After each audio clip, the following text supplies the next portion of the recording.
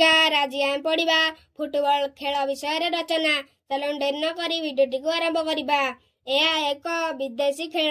पृथ्वीर प्रति देश में खेल खेलती।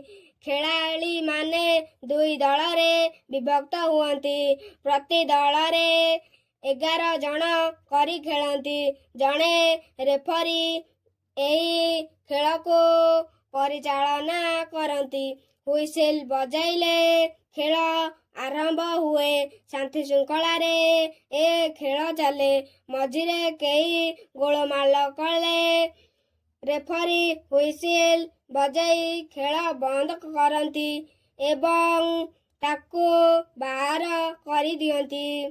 खेलाड़ी माने गोड़ द्वारा बॉलटी को गड़ाती। खेल पड़ियार दुई पाखरे दुईटी गोल पोस्ट थाए। सेठारे गोलकीपर थांती। सेमाने हाथरे बॉल धरती। जेउ गोल पोस्ट दे बॉल चली जाए तांको उपरे गोल हुए। उभय दल नियम मानि खेलती। एई खेल 40 मिनिट पर्यंत चले। भिडियोटी शेष पर्यंत देखिथिबारु धन्यवाद।